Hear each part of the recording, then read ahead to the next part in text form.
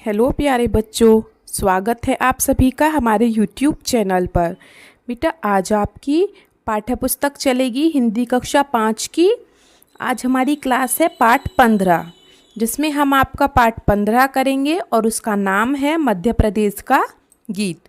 तो सब बच्चे पाठ पढ़ के आए होंगे और सबने चैनल को सब्सक्राइब भी कर लिया होगा, है ना। तो चलिए चलते हैं हम अपनी क्लास की तरफ। ये आपका पाठ है, आप इसमें देखें कि क्या क्या कहा है इसने, ठीक है। और हम आपको प्रश्नोत्तर में सब समझा देंगे। तो चलिए चलते हैं। सबसे पहले हम अपने अभ्यास प्रश्नों की तरफ। प्रश्न 1 है आपका शब्दार्थ, ठीक है। तो शब्दार्थ को शुरू करते हैं बिना देर करते हुए। पहला क्या है? भंडारा। भंडारा मतलब जहाँ भंडार हो किसी चीज़ का, भंडार गृह, ठीक है। वन फूल, वन मतलब जंगल, फूल मतलब फूल, जंगल के फूल। बिरछा, बिरछा मतलब होता है वृक्ष, मतलब पेड़। ऋचाएं, ऋचाएं होती हैं पवित्र वाक्य, जो पहले के लोग लिखते थे, ऋषि मुनि जो लिखते थे पवित्र वाक्य, उनको हम ऋचाएं कहते हैं। द्रुपद सुता, द्रौपद, द्रुपद का नाम सबने सुना होगा। द्रौपदी जो थी उनके पिता का क्या नाम था? द्रुपद। द्रुपद सुता मतलब राजा द्रुपद की पुत्री, सुता का मतलब होता है पुत्री। सोम, सोम को कहते हैं अमृत। लोपामांद्रा, लोपामांद्रा कौन थी? ऋषि अगस्त्य जो थे उनकी पत्नी थी, ठीक है। चेतन, चेतन का मतलब होता है सजीव। पोरा पोरा अर्थात कण कण। हुलसे, उत्साहित। ढाले, ढाले मतलब अपनाएं। पाथर, पाथर का मतलब होता है पत्थर। और गाथा, गाथा का मतलब होता है कथा। हम किसी चीज़ की गाथा गा रहे हैं, किसी चीज़ की कथा कह रहे हैं, ठीक है।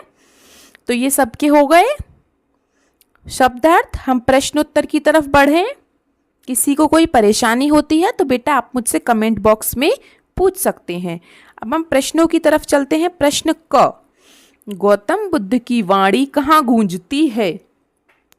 तो आपने कविता में देखा होगा कि उसमें लिखा है गौतम बुद्ध की वाणी सांची में गूंजती है। प्रश्न ख, मालवा की धरती पर कौन कौन से राजा हुए हैं? आपने देखा होगा मालवा की धरती पर आपकी कविता में दिया गया है। देखो मैं आपको दिखा देती हूँ और एक बार। सारे क्वेश्चन आपकी कविता में दिए गए हैं। देखो ये रहा, देखो ये रहा।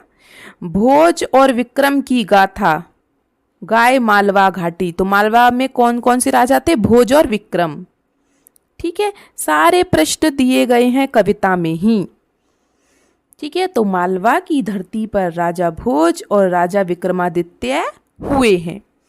प्रश्न ग, मध्य प्रदेश में पुरातत्व अवशेष कहाँ मिलते हैं बेटा? नर्मदा घाटी में। प्रश्न ये दोनों हो गए। तो अगले प्रश्न पर चलें, देखते हैं। कविता में किन किन स्थानों का चित्रण हुआ है? तो बेटा जो स्थान है कविता में उसमें किन किन का चित्रण है, मतलब किस किस के चित्र दिए गए हैं। तो सांची, उज्जैन, दंडक वन, विंध्याचल पर्वत, पचमढ़ी, ग्वालियर किला, मालवा, नर्मदा घाटी और खजुराहो के मंदिर, ठीक है। सबको समझ में आ गया प्रश्न घ। अब हम प्रश्न 5 पर चलते हैं। मध्य प्रदेश की विशेषता दर्शाते हुए 5 वाक्य लिखने हैं। मतलब हमारे मध्य प्रदेश की क्या क्या विशेषताएं हैं जो आपकी पोयम में दी हैं, कविता में दी हैं, ठीक है। तो मध्य प्रदेश भारत का हृदय कहलाता है। क्यों? क्योंकि भारत के बिल्कुल बीचों बीच है मध्य प्रदेश, इसलिए वो भारत का हृदय कहलाता है। दूसरा, यह राज्य घने जंगल, शानदार पर्वत श्रृंखलाओं और उपजाऊ मैदानों से परिपूर्ण है। तीसरा, नर्मदा सोन घाटी एक प्रमुख भौगोलिक विशेषता है। प्रश्न अगला पॉइंट देखिए। मध्य प्रदेश में धार्मिक स्थल जैसे उज्जैन का महाकालेश्वर मंदिर और ओमकालेश्वर मंदिर हैं। 5वां देखिए, मध्य प्रदेश के राजा भोज और विक्रमादित्य की गाथा महान है। तो 5 विशेषताएं हो गई मध्य प्रदेश की। अगला देखिए प्रश्न च, पचमढ़ी किस लिए प्रसिद्ध है? पचमढ़ी भी मध्य प्रदेश में आती है। वो बेटा अपने सौंदर्य, पचमढ़ी में ऐसी प्राकृतिक चीज़ें हैं, एकदम हरे भरे पेड़, घने जंगल, बहुत ही सुंदर लगता है पचमढ़ी देखने में। और वो अपनी पांडव गुफाओं के लिए प्रसिद्ध है। यहाँ पर पांडव रहते थे। ठीक है, सबके हो गए प्रश्न। अब हम अगले प्रश्न पर चलते हैं। चलिए, प्रश्न तो आपके इतने ही थे 6। अब हमें चलना है प्रश्न 3 पर। टिप्पणी लिखिए किस पर? दंडक वन पर, ऋषि अगस्त्य पर और विक्रमादित्य राजा पर।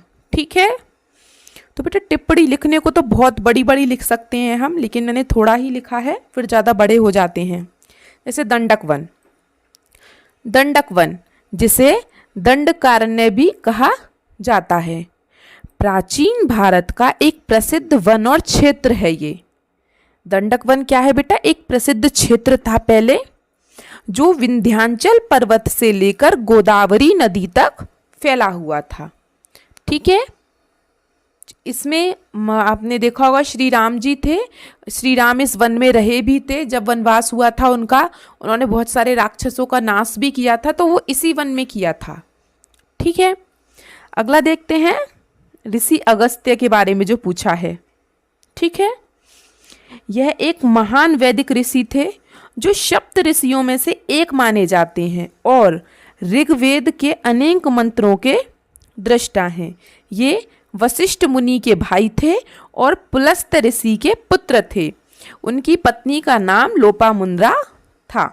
ये ऋषि अगस्त्य के बारे में है। अब पढ़ते हैं हम।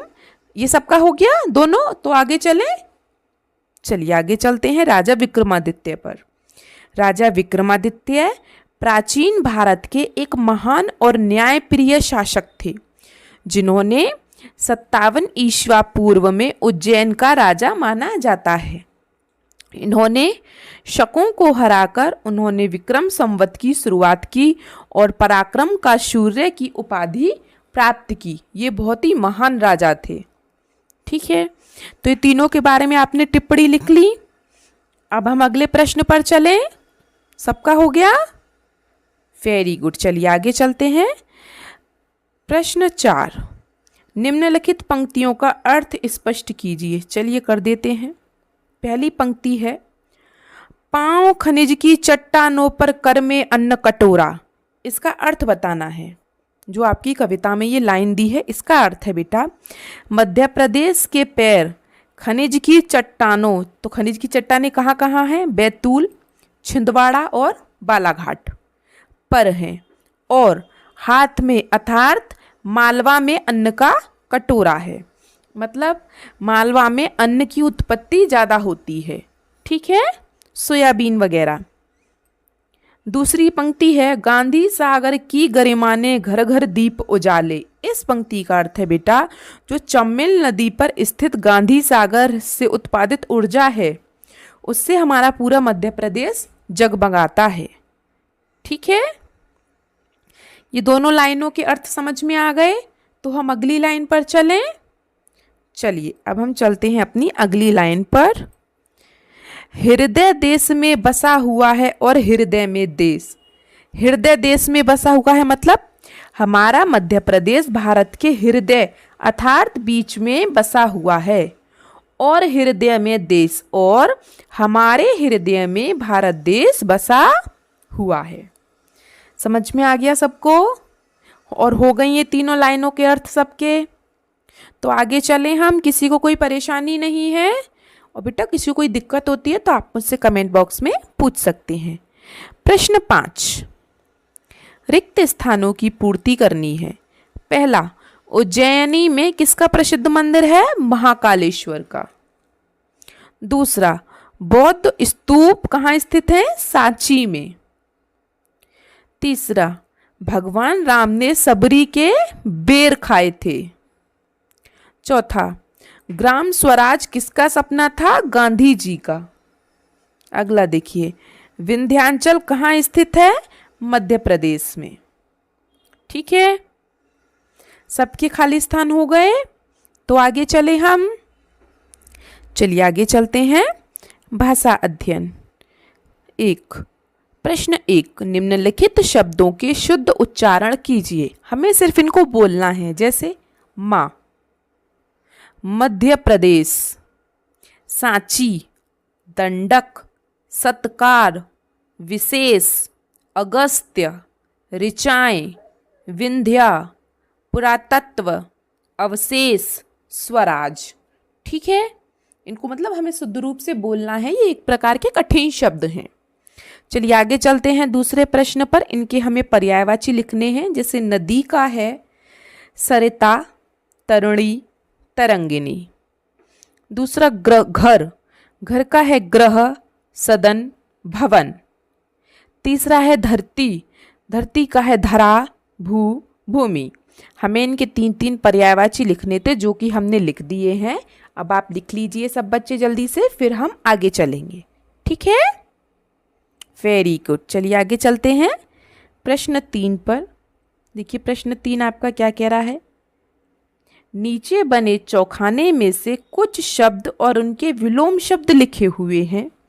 आप शब्द और उनके विलोम शब्दों की जोड़ी बनाइए। जैसे इसमें शब्द भी है और विलोम भी है, जैसे गुण का अवगुण, अधर्म का धर्म, पश्चिम का पूर्व, चंद्रमा का सूर्य, शत्रु का मित्र, मृत्यु का जन्म, अंत का प्रारंभ, प्रतिकूल का अनुकूल, आदर का अनादर और गुरु का शिष्य। तो इसी में ही विलोम है, इसी में ही शब्द हैं। तो ये सब मैंने आपके लिए यहाँ पर लिख दिए हैं, आप देख सकते हैं।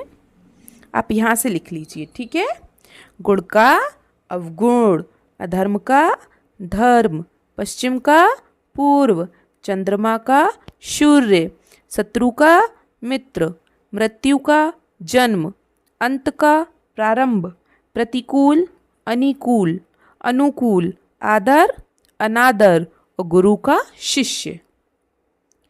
सबके हो गए? तो अगले प्रश्न पर चलें।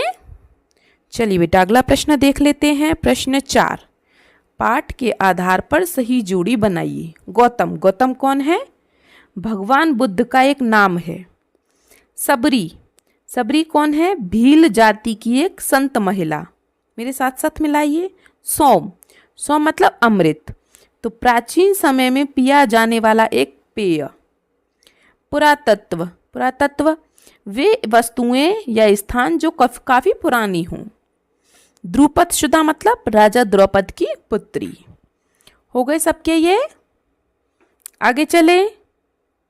चलिए, तो ये तो कुछ है नहीं बेटा, आइए जाने मतलब पढ़ने का है। जैसे लड़का का लड़की होता है, युवक का युवती, दास का दासी, इस तरीके से स्त्रीलिंग पुल्लिंग है, जो कि हमें यहाँ पे छांट कर बताने हैं। प्रश्न 5, निम्नलिखित शब्दों में से पुल्लिंग और स्त्रीलिंग शब्द अलग अलग कीजिए। ठीक है, तो जैसे हमें अलग अलग करने हैं। मुखिया स्त्रीलिंग, सेठानी स्त्रीलिंग, भील पुल्लिंग, देवर पुल्लिंग, सेठ पुल्लिंग, भीलनी स्त्रीलिंग, घोड़ा पुल्लिंग, काला पुल्लिंग, लड़का पुल्लिंग, शेर पुल्लिंग, शेरनी स्त्रीलिंग, समूह पुल्लिंग, काली स्त्रीलिंग, लड़की स्त्रीलिंग और सभा स्त्रीलिंग।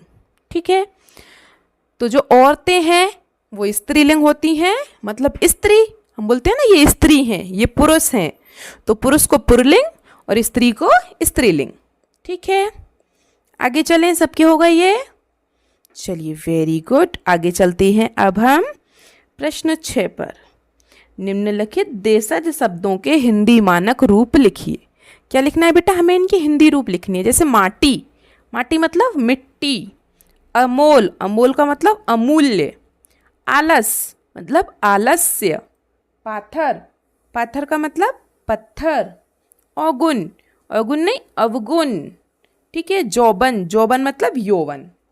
ठीक है, तो आपका पूरा पार्ट कंप्लीट हो गया है। मैंने सारे क्वेश्चन करा दिए हैं बेटा, और वीडियो अच्छी लगी हो तो लाइक ज़रूर करें, अपने दोस्तों के साथ शेयर करें और सब्सक्राइब करना ना भूलें। और बेटा कमेंट बॉक्स में हमें अपना नाम ज़रूर लिख दें और वीडियो को हाइप ज़रूर कर दें।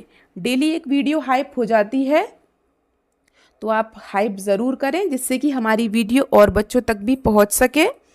चलिए मिलते हैं हम आपसे अगली क्लास में। तब तक के लिए आपका दिन शुभ हो। Have a nice day and thank you.